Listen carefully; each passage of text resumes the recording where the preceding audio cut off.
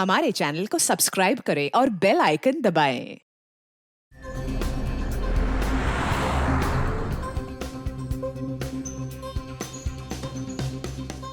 बस आज इतनी धीरे क्यों चल रही है?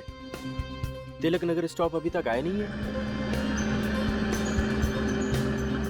सुनिए भाई साहब, स्कोर क्या हुआ? 217 पे 4।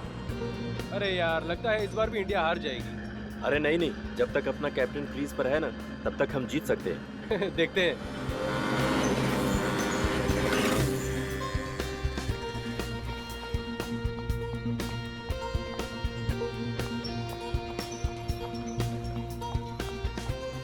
हाय आज तू भी लेट हो गई। नहीं यार, मैं तो टाइम पर पहुंच गई थी, पर पता नहीं बस लेट हो गई। थैंक गॉड कि बस अभी तक नहीं आई। पता नहीं आज बस को क्या हो गया, हमेशा तो टाइम पर आ जाती है ना। देखो ना, अब शहर का ट्रैफिक भी इतना दिन ब दिन बढ़ते जा रहा है कि कोई क्या कर सकता है। इसीलिए कहती हूँ बेबी, एक कार खरीद ले। ये रोज रोज का ना बस का झंझट ही खत्म हो जाएगा। ना बाबा ना, अपने घर की EMI चुकाते चुकाते मेरी आधी सैलरी खत्म हो जाती। कार खरीद ली तो मेरी कमर ही टूट जाएगी। तो अपने बॉस को क्यों नहीं बोलती सैलरी बढ़ाने के लिए? वैसे भी वो तेरी किसी भी बात को इनकार कहाँ करते। नहीं, ऐसा कुछ नहीं है। अरे बस आ गई।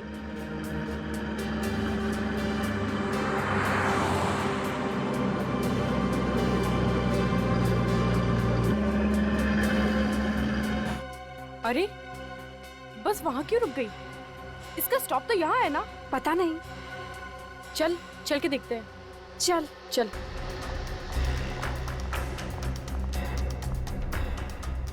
दरवाजा खोलो। अरे भैया, दरवाजा खोलो। कोई खोल ही नहीं रहा।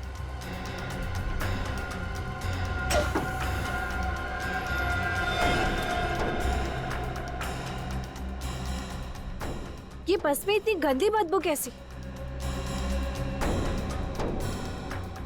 सबके सब सो रहे हैं क्या? चक्कर क्या है, कुछ समझ में नहीं आ रहा। उदय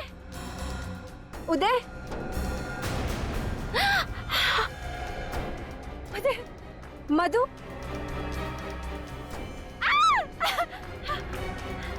ओह गॉड, ये सब लोग तो मर चुके हैं।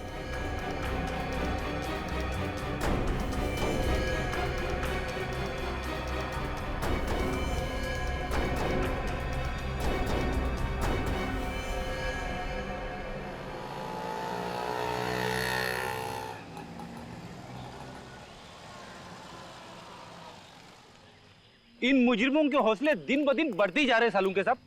एक नहीं, दो नहीं, पूरी की पूरी बस के सभी लोगों को मार डाला उन्होंने। हाँ यार, पता नहीं क्या होता जा रहा लोग। जरा सी बात है, लड़ाई झगड़ा मार काट। Very bad. क्या हुआ, कुछ पता चला? नहीं सर, अभी भी चेकिंग चल रही है अंदर।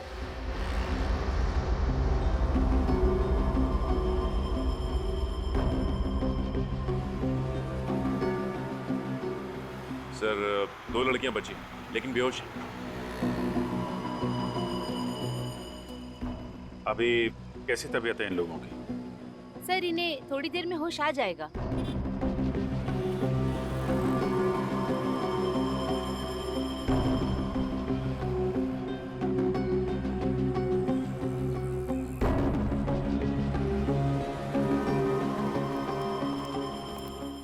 क्या पता चला? अंदर रेडिएशन है क्या? नहीं, किसी तरह के रेडिएशन नहीं है। मैंने अच्छी तरह से चेक किया। इसका मतलब हम लोग अंदर जा सकते हैं? जी, जा सकते हैं आप। Thank you.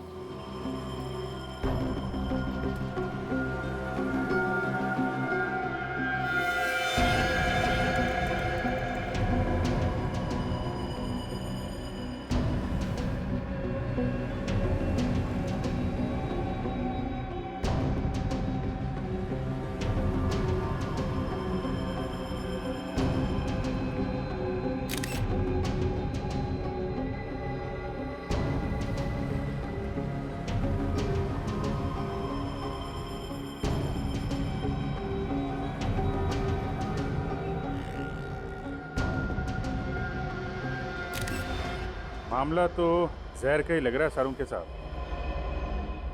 सर, इतने सारे लोगों को एक साथ जहर दे दिया। मुझे तो लगता है इस बस की हवा में ही कोई जहरीली गैस घुस गई है, जिसकी वजह से सब मर गए। सारों के साहब, आपको क्या लगता है? ये कौन सी गैस हो सकती है? अब ये तो टेस्ट करने के बाद ही पता लगेगा कि कौन सी गैस है।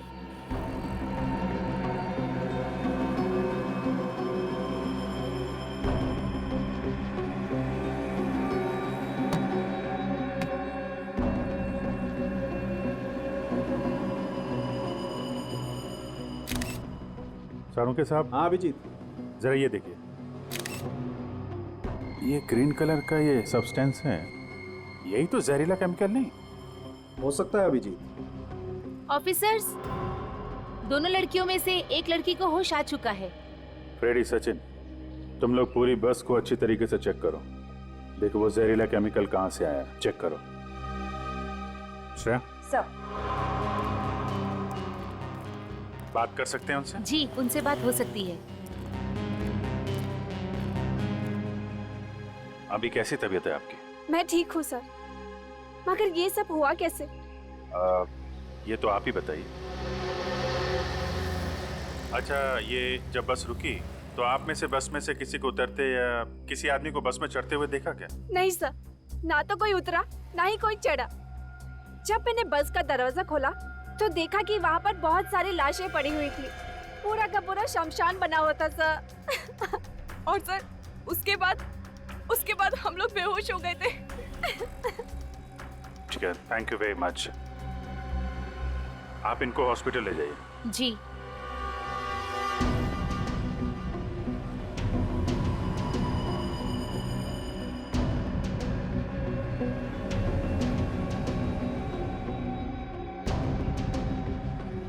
जी डॉक्टर साहब, कुछ पता चला क्या? हाँ अभिजीत, ये देखो, जहर ने चमड़ी पर अपना असर दिखाना शुरू कर दिया है। सबकी चमड़ी पर हरे हरे दाग आना शुरू हो गए। देखो,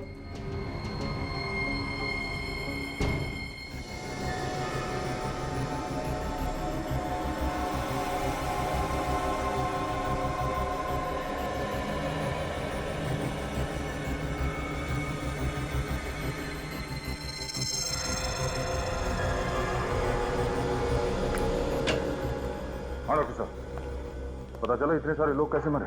हाँ दे, मैंने टेस्ट कर लिया।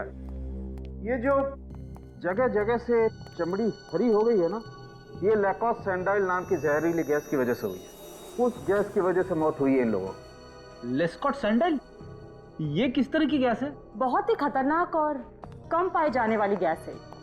एक ऐसा बायोकेमिकल एजेंट जो आसानी से किसी के हाथ नहीं लग सकता। आसानी से नहीं मिलता? इसका मतलब है शहर में ऐसे बहुत कम लेबोरेटरीज हैं जहाँ पे इस तरह के केमिकल्स मिलते होंगे। सिर्फ 4-5 लेबोरेटरीज ऐसी होंगी, उनकी लिस्ट में तुम्हें दे दूंगा। थैंक यू डॉक्टर साहब। एक बात और, वैसे तो ये गैस हवा से भारी होती है, इसलिए बहुत धीरे धीरे फैलती है। लेकिन अगर इसे किसी तेज हवा के जरिए फैलाया जाए, जैसे कि पंखा या एसी, तो ये बहुत कम समय में बहुत ज्यादा खतरनाक हो सकती है। पंखा या एसी? बस भी तो एसी बस थी। एग्जैक्टली।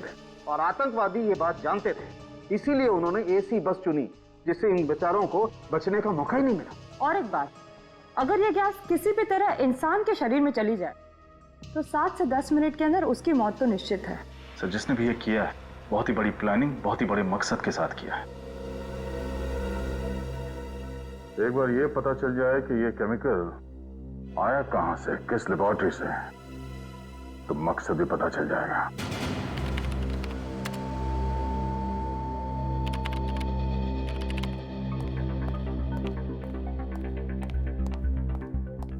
अभिनीत, क्या पता चला?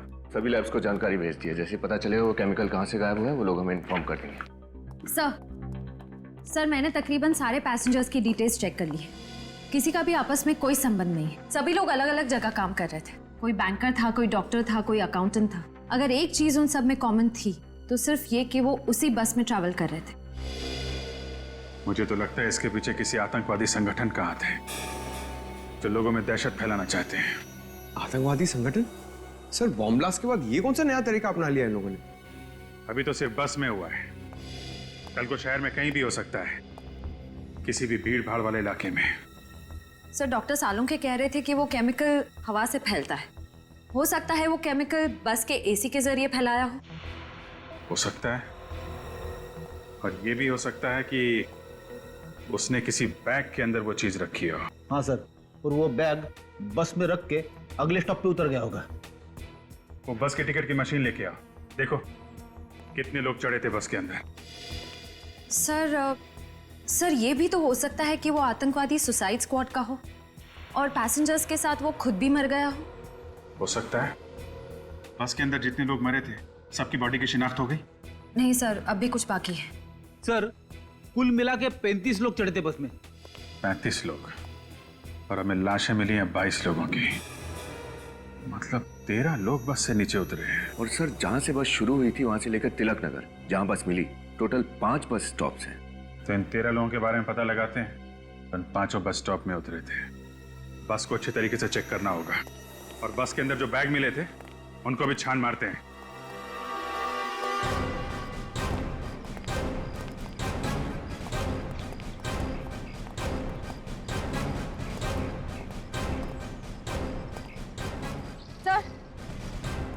सर ये जतिन है, गाड़ियों के पुर्जे पुर्जे की अच्छी जानकारी है इसे। जतिन, बस का एसी अच्छी तरीके से चेक करो, देखो कोई छड़कानी तो नहीं की गई। Okay sir.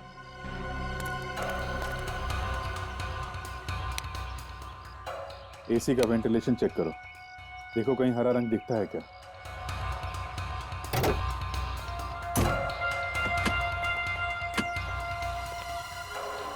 सारा सामान ध्यान से चेक करना।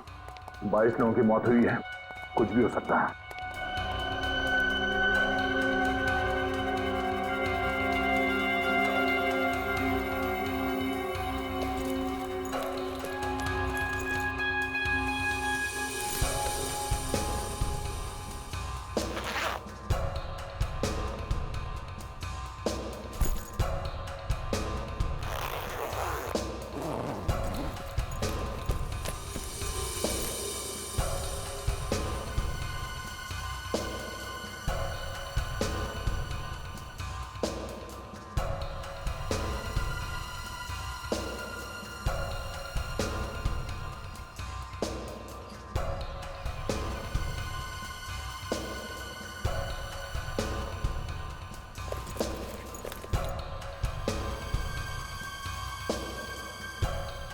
एक मिनट, इस परफ्यूम के बॉक्स में ऐसा गड़बड़ हो सकती है। यहाँ देना।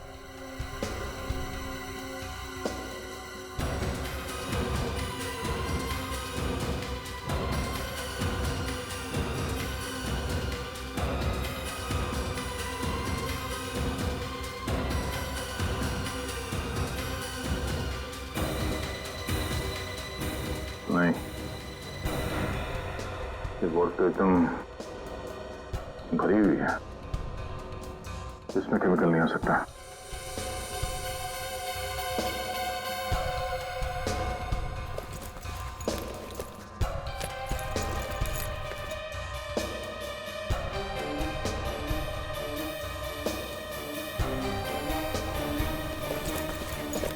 सर इन बैग्स में तो कुछ नहीं, सर इधर भी कुछ भी नहीं मिला। नहीं सर, कुछ भी नहीं है। कमाल है, सारा सामान चेक कर लिया पर केमिकल का कहीं कोई नामो निशान नहीं। शायद उस बस में कुछ मिला। सर एसी में तो कुछ नहीं मिला। कमाल है, बस में अगर नहीं है तो वो जहरीली गैस आई तो आई कहां से? वो एयर फिल्टर चेक किया? यस सर, कुछ नहीं मिला उसमें भी। एसी के जरिए अगर वो जहरीली गैस नहीं आई है बस के अंदर, तो फिर गैस आई कहां से?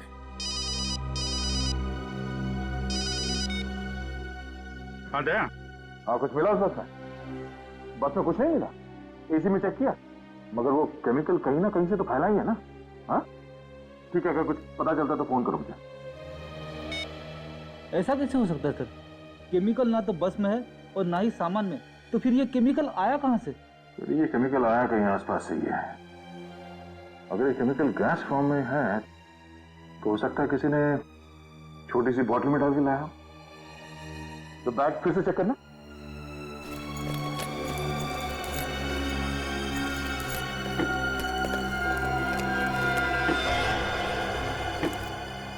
सर इस बैग के अंदर कुछ है। देखो छोड़ो।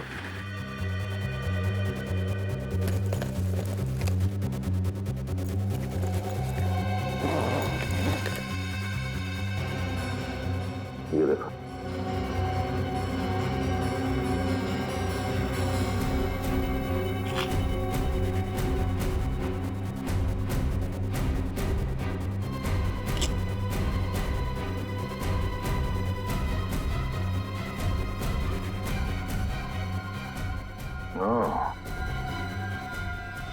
तो ये है वो बॉटल जिसमें केमिकल रखा गया था।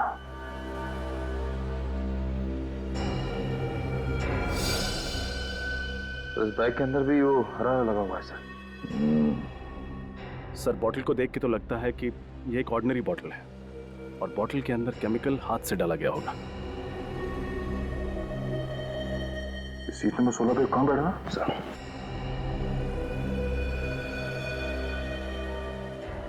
सर सीट नंबर 16 पे वो राजेश है सर। राजेश? तो राजेश आतंकवादी है? नहीं नहीं, ऐसा नहीं हो सकता। मेरा बेटा आतंकवादी नहीं हो सकता। देखिए, हम ये नहीं कह रहे हैं कि आपका बेटा आतंकवादी है। हम तो सिर्फ ये कह रहे हैं कि आपके बेटे राजेश के बैग में से हमें वो जहरीली केमिकल वाली बोतल मिली। नहीं, जरूर किसी ने ये बोतल मेरे राजेश के बैग में रख दिया होगा। मेरा बेटा तो बहुत सीधा साधा था सर। मेरा बेटा तो सॉफ्टवेयर इंजीनियर था सर।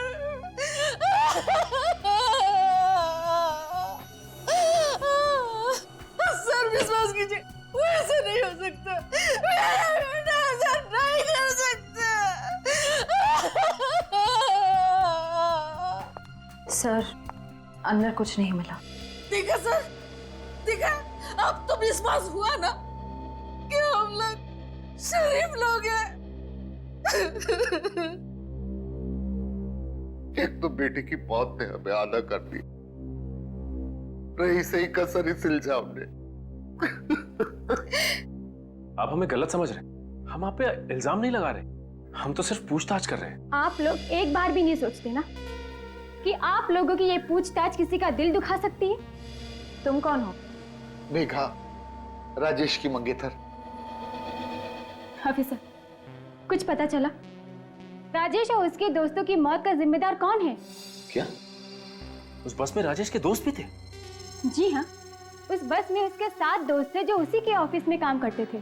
कहीं ये सारा किया धरा ऑफिस में किसी दुश्मनी को लेकर तो नहीं? पर सर, अगर राजेश के ऑफिस में ऐसी कोई प्रॉब्लम होती तो वो मुझे बताते, जरूर बताते मुझे।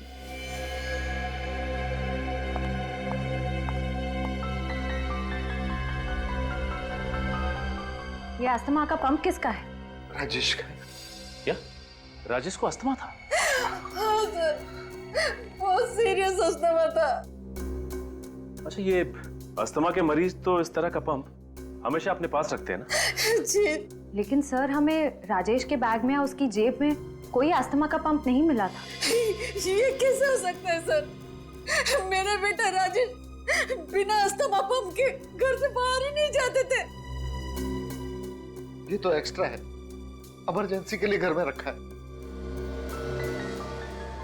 कहीं ऐसा तो नहीं कि वो बैग राजेश का था ही नहीं, बल्कि बदल दिया गया था? हाँ सर, खूनी बैग बदल कर तिलक नगर से एक बस स्टॉप पहले, यानी कि श्याम नगर के बस स्टॉप पे उतर गया होगा। अभिजीत, अंदाजा बिल्कुल सही निकला। वो जहरीला केमिकल इस बोतल से ही छोड़ा गया है। सर, इस छोटी सी बोतल में 22 लोगों को मारने की क्षमता है। अकल बड़ी की भैंस। अबे कौन सी सोच में डूब गया? भैंस बड़ी होती है ना।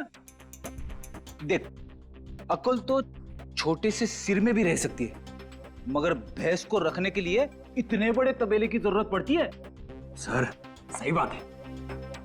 छुट्टी हो गई, पहले एक था अब 2 हो गए। सर ये काम कैसे करता है? देखो, ये बटन एक तार के जरिए इस बैटरी से जुड़ा हुआ है। जैसे ये बटन दबाया, ये तार गर्म होने लगा। इतना गर्म हो गया कि बाद में ये डिस्कनेक्ट हो गया, टूट गया। और जब ये जलने लगा तो धीरे धीरे इसके अंदर की गैस बाहर निकली और उसने तबाही मचा दी। ये बटन दबने और गैस निकलने के बीच कितना टाइम लगता है डॉक्टर साहब? 60 से 90 सेकेंड। मतलब राजेश के पास 90 सेकंड थे बटन दबा के भागने के लिए। सर फिर तो ये राजेश तिलक नगर से एक स्टैंड पहले ही उतर सकता था, फिर भी ये बस में क्यों बैठा रहा? ये राजेश सॉफ्टवेयर इंजीनियर था ना? हाँ सर, किसी एमआरपी कंपनी में काम करता था और महेश नगर में रहता है। सर, मैंने शहर की सारी लैब्स में पता कर लिया, कहीं से भी किसी भी केमिकल की चोरी नहीं हुई। कहीं से भी नहीं चुराया गया तो फिर वो खतरनाक केमिकल राजेश के बैग में आया कहां से?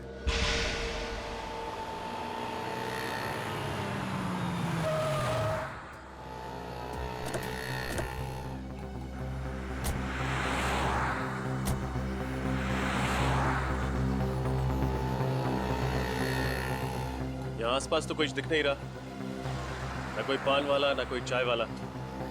पूछे तो किससे पूछे? सर वो सामने सड़क के उस पर वो पेपर वाला दिख रहा है, उससे चल के पूछे। चलो।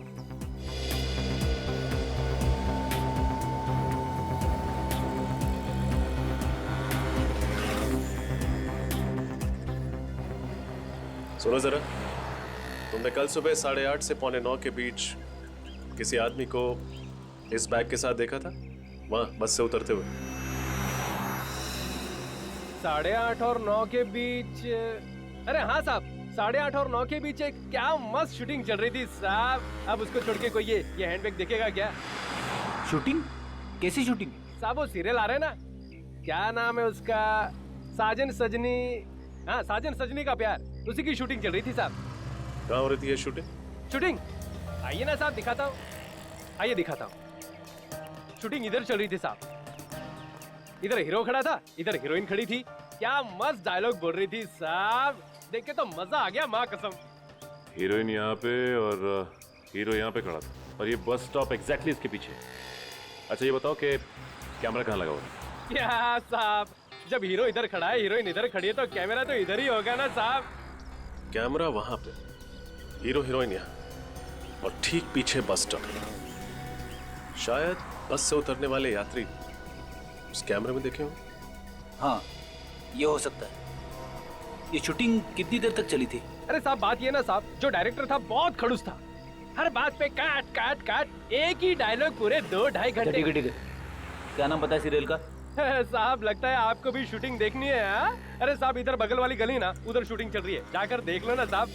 चलो। राहुल, राहुल मैं तुमसे प्यार करती हूँ राहुल। तो छोड़ दो इस दुनिया को, कुर्बान कर दो इस जान को और आ जाओ मेरी बाहों। आई।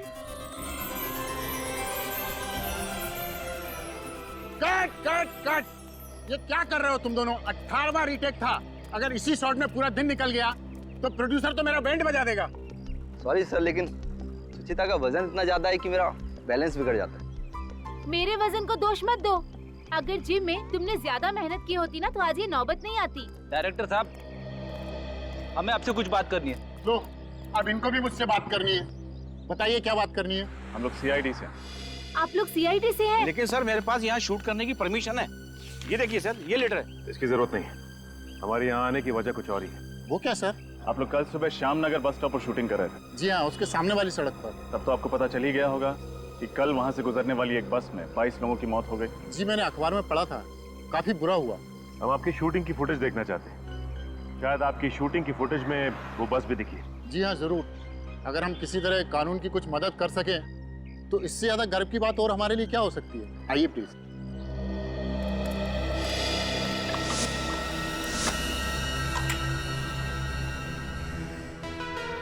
हमारे पास दो ही रास्ते हैं।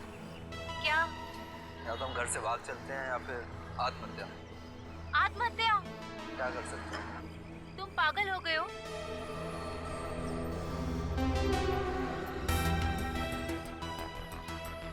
एक सेकंड पॉज करो। बस वही है सर, सीआर ट्रेवल्स की। अब इसके आगे प्ले करो।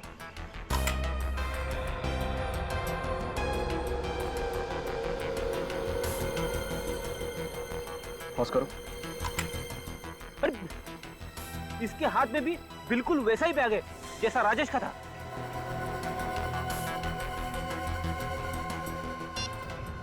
इसकी फोटो हर अखबार, हर न्यूज चैनल में दे देते हैं, कोई तो पहचानेगा इसे। आगे प्ले करो।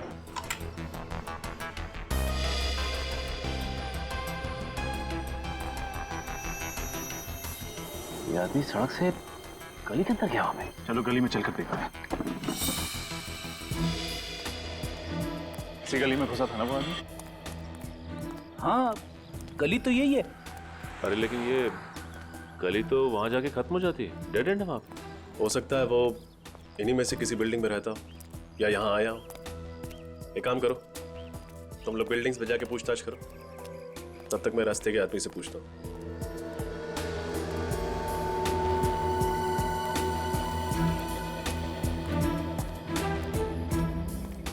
अरे भाई, तुम रोज अपना ठेला यहीं लगाते हो? हाँ साहब, हम सवेरे 7 से रात के 9 बजे तक यहीं ठेला लगाते। तब तो तुमने कल सुबह जरूर एक आदमी को इस गली में घुसते हुए देखा हो। उसके हाथ में एक बैग था। आप? CID। कल सवेरे साहब? हाँ, 8:30 से 8:45 के बीच में। नहीं साहब, हमने नहीं देखा। सर, बिल्डिंग के सारे वॉचमैन से पूछताछ की सर। उनका कहना है कि उन्होंने किसी बैग वाले आदमी को नहीं देखा है और ना ही ऐसा कोई आदमी बिल्डिंग में रहता है। कमाल है, आगे रास्ता बंद, किसी बिल्डिंग में गया भी नहीं, तो फिर वो इस गली में घुसा क्यों? सर कहीं ऐसा तो नहीं कि वो आदमी यहाँ पे सिर्फ बैग छुपाने के लिए आया था? बैग छुपाने? हाँ सर, जैसे ही वो बस से उतरा उसने सोचा होगा कि बैग को कहीं छुपा देता हूँ ताकि किसी को शक ना हो उसके ऊपर।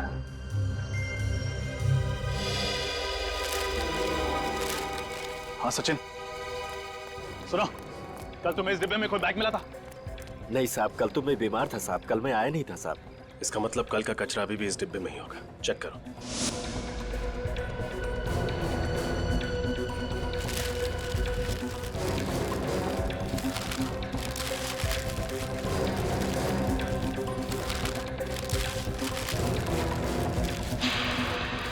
मिल गया सर।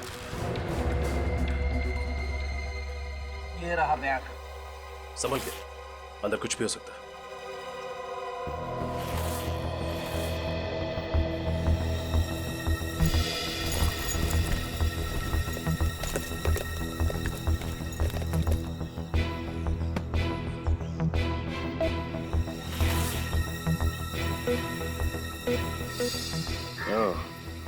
ये रहा राजेश का अस्थमा पंथ। ये बैग राजेश का ही है। सर, डॉक्टर तारिका को राजेश के बैग के ऊपर से एक खास आदमी की उंगलियों के निशान मिले। अच्छा, कौन है वो? सर, मुन्ना नाम का पुराना मुजरिम है। 2 साल पहले गन्स की स्मगलिंग में पकड़ा गया था। मुन्ना? पंकज, अपना डाटा चेक करो, निकालो इस मुन्ना का इतिहास। मुन्ना? सर, मुन्ना ने काफी प्लानिंग की होगी इस सब के लिए। राजेश पे नजर रखी होगी और ठीक राजेश के जैसा ही बैग बाजार से खरीदा होगा ताकि उसे बदला जा सके। सर, ये देखिए। सर, स्मगलिंग के अलावा मुन्ना सुपारी लेके खून भी करता है, मगर इसका कोई एड्रेस नहीं है। सर, एक हरिया नाम का आदमी भी काम किया करता था इस मुन्ना के साथ। मैं जानता हूँ इसे, बाद में वो खबरी बन गया। वेरी गुड, फोन लगाओ इस हरिया को, पता ठिकाना मिलेगा इस मुन्ना का। यस सर, ये मुन्ना तो सुपारी किलर है, फिर ये आतंकवादियों के साथ कैसे मिल गया? पैसे को लालच दिया होगा, बन गया सुपारी किलर से आतंकवादी। सर, इस मुन्ना का पता चल गया सर। कहाँ है? पीपटवाड़ी में कहीं अपना अड्डा बना के रखा है इसने। पीपटवाड़ी? इस मुन्ना बेटा को लोरी सुनाने का टाइम आ गया है। मुन्ना एक आतंकवादी है, संभाल के, कुछ भी हो सकता है।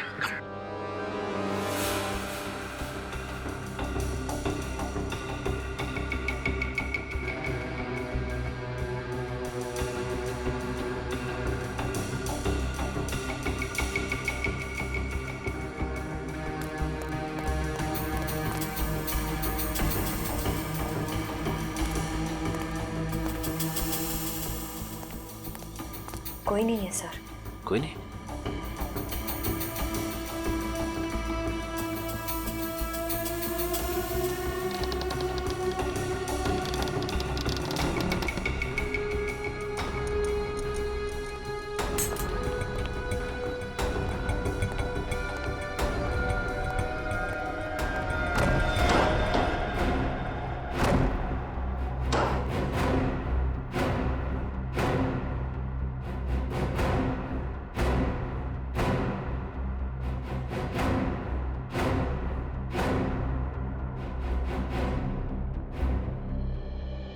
सर ये मुन्ना तो 9-11 हो गया।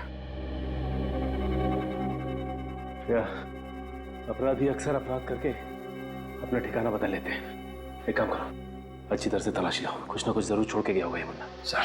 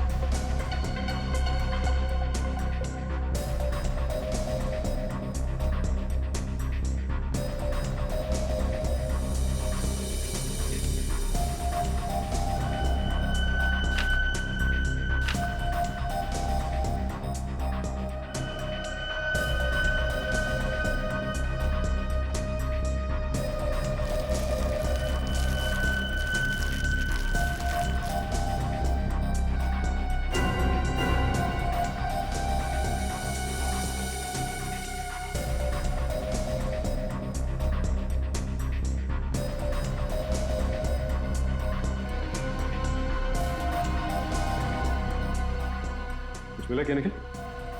इस नोटपैड पे कुछ लिखा गया था पर कुछ दिख नहीं रहा है साहब। उठाओ इसे, देखो कुछ काम का है क्या? सर सर बस का टिकट मिला है।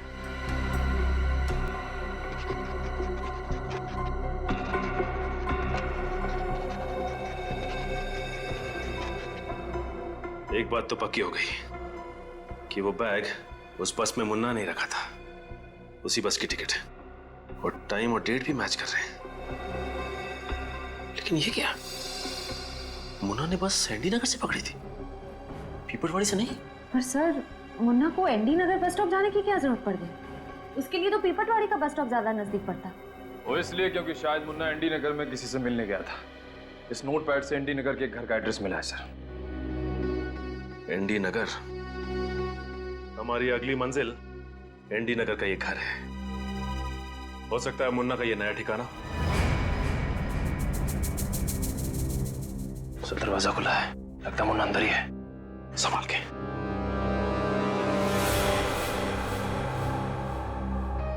सर शराब की बू आ रही है।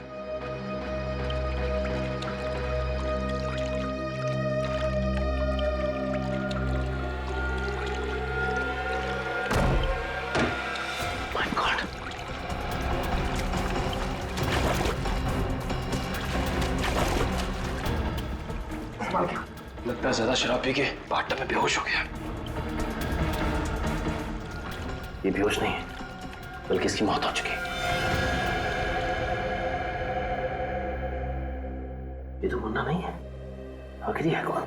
सर इसका नाम सनी है, इसके पास में ये ड्राइविंग लाइसेंस है। सनी? मुन्ना जैसे आदमी के पास सनी का एड्रेस कैसे आया? एक काम करते हैं, पूरे घर को छान मारते हैं, देखते हैं क्या मिलता है।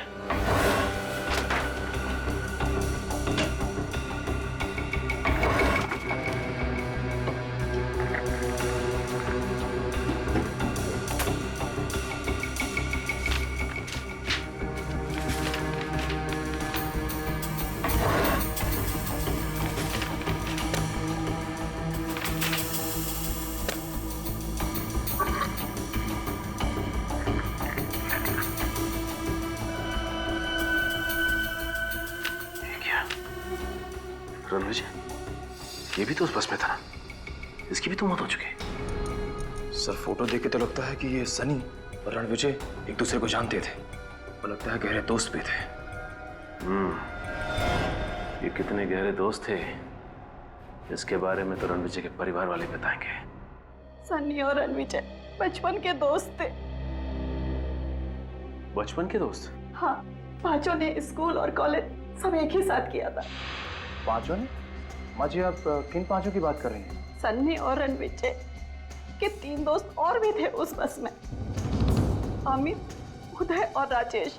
राजेश भी इन सबका दोस्त था? इसका मतलब ये कोई आतंकवादी हमला नहीं है, बल्कि कोई तो ऐसा जरूर है जिसने इन सबको ऊपर पहुंचा दिया। किसने मारा है उन बच्चों को? उन बच्चों की तो किसी से कोई दुश्मनी भी नहीं थी। किसी ना किसी से तो दुश्मनी जरूर थी माता जी, वरना खूनी ऐसे ही उनके पीछे नहीं पड़ता। इन पांचों के अतीत के बारे में पता करना होगा हमें। सर, सालुंखे सर की रिपोर्ट आ गई। सर, इस रिपोर्ट में साफ साफ लिखा है कि सनी के बाथटब में डूबने की वजह शराब नहीं, ड्रग्स है, जो उन्हें सनी के खून में मिली थी। ड्रग्स? मतलब सनी शराब नहीं पीता था? नहीं। फिर क्या सनी ड्रग्स लेता था? नहीं विनीत, रिपोर्ट में साफ साफ लिखा है सनी को ड्रग्स वाला इंजेक्शन उसे गर्दन के पीछे दिया गया। कोई भी आदमी ड्रग्स लेगा, अपने हाथ में इंजेक्शन लगाएगा, बाजू में लगाएगा, गर्दन के पीछे। हुआ कुछ ऐसा होगा कि मुन्ना ने सनी का दरवाजा खटखटाया, सनी ने दरवाजा खोला और अंदर जाने के लिए पीछे मुड़ा तो मुन्ना ने वो ड्रग्स वाला इंजेक्शन उसके गर्दन के पीछे घोंप दिया। सनी बेहोश होकर गिर गया। मुन्ना ने उसे उठाया और बाथटब में डुबो के मार दिया। आसपास शराब छिड़क दी ताकि लोगों को लगे कि ये एक एक्सीडेंटल डेथ है। जिस तरह उस खून को एक्सीडेंट की शक्ल दी गई, ठीक उसी तरह इस बस वाले हमले को आतंकवादी घटना बना दिया उन्होंने। हम सोचते रहे कि इसके पीछे आतंकवादी संगठन का हाथ है, जबकि ये खून है, खून। सनी की मौत हुई 6 से 7 बजे के बीच, मतलब 6 से 7 बजे के बीच सनी का खून करने के बाद मुन्ना एनडी नगर के बस स्टॉप पे पहुंचा और वहां उसने 7:45 बजे की बस पकड़ ली। फिर मौका देख के रास्ते में वो केमिकल वाला बैग राजेश के बैग के साथ बदल दिया। काम हो गया उसका। एक चौंका देने वाली बात पता चली है। क्या बात? सर, 5 साल पहले इस सनी पे खून का इल्जाम लगा था, मगर ऐन वक्त पे गवाहों ने कोर्ट में आने से मना कर दिया और सनी छूट गया। अच्छा, उन गवाहों में कहीं रणविजय और उसके 3 दोस्त तो नहीं थे? हाँ सर, वही लोग थे। ठीक कहा आपने। खून किसका हुआ था? किसी मोनिका नाम की लड़की का। मोनिका? मतलब खूनी मोनिका का कोई दोस्त या रिश्तेदार है जो उसकी मौत का बदला ले रहा है। अब सीआईडी के आने का क्या फायदा? मेरी मोनिका को तो इंसाफ दिला नहीं पाए आप लोग। इसलिए आप आपके पति खून करके बदला ले रहे हैं। ये क्या कह रहे हैं आप? बिल्कुल ठीक कह रहे हैं। जरा बुलाइए उन्हें। कहाँ से बुलाऊं? मर चुके हैं वो। क्या? उनकी भी मौत हो चुकी? जी हाँ। एक बूढ़े बाप के कंधों में इतनी ताकत नहीं होती कि जवान बेटी की आरती के साथ कानून की नाइंसाफी का बोझ भी सह सके। जब कानून ने मेरी मोनिका के खूनी को आजाद छोड़ दिया तो वो ये बर्दाश्त नहीं कर पाए, आत्महत्या कर ली उन्होंने। बहुत बुरा हुआ आपके साथ, प्लीज संभालिए अपने आप को। देखिए माँ जी, आपके परिवार के साथ जो कुछ भी हुआ उस बात का बेहद अफसोस है हमें। पहले आपकी बेटी मोनिका और उसके बाद आपके पति। बात दरअसल ये है कि कोई तो है जो मोनिका के खूनी और उसके दोस्तों की जान ले रहा है। क्या?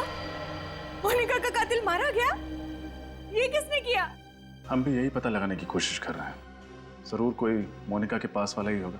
नहीं, लेकिन जो भी ये कर रहा है ना, मेरी दुआएं हैं उसके साथ। कोई तो है जो मेरी बेटी के खून का बदला ले रहा है।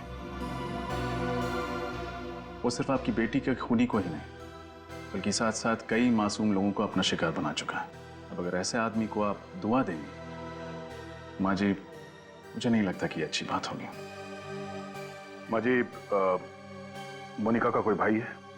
जी नहीं, वो हमारी इकलौती संतान थी। तो फिर हो सकता है कि आपकी बेटी मोनिका किसी से प्यार करती हो?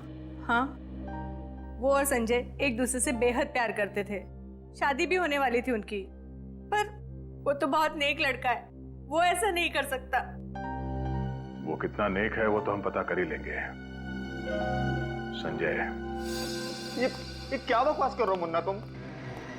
सारे पैसे मैं तुम्हें दे चुका हूं ना। संजय साहब, सारे नहीं, आधे पैसे। क्या मतलब?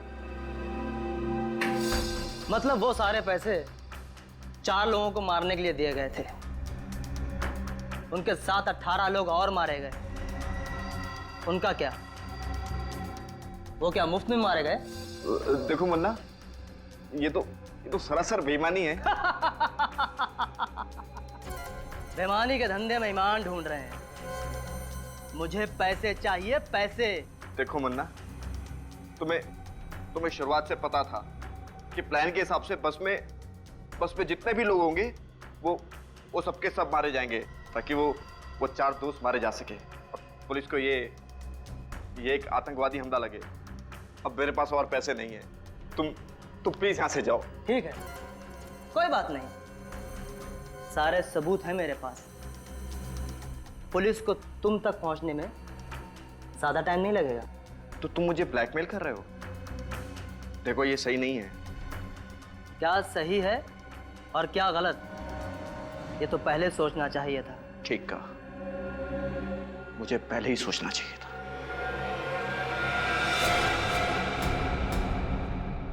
ये क्या करे संजय? मुझे मत मारना। ना ना ना ना मुन्ना ना, अदो पर मुझे मत। जो आदमी 22 लोगों को मरवा सकता है वो क्या तुझे नहीं मार सकता? संजय, मुझे मत मारना।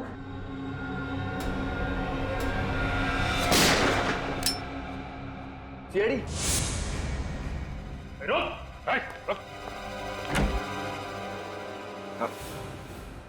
मैंने कुछ नहीं किया सर, ये सब इस गुंडे मुन्ना ने किया है। बताइए, बस में बैठे लोगों को मार दिया इसने। हमें पता है तुमने ही किया ये सब। मोनिका के खून का बदला लेना चाहते थे ना तुम? नहीं सर। नहीं?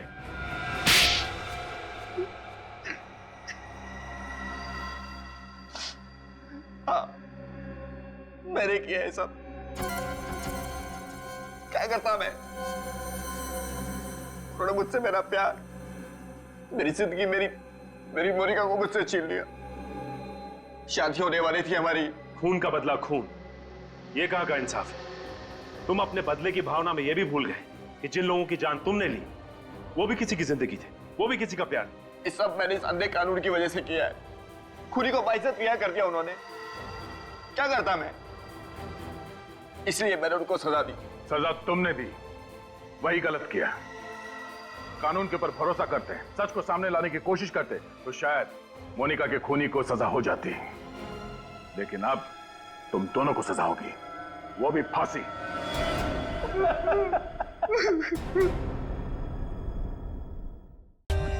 For more updates, subscribe to our channel, click the show links and enjoy watching the videos.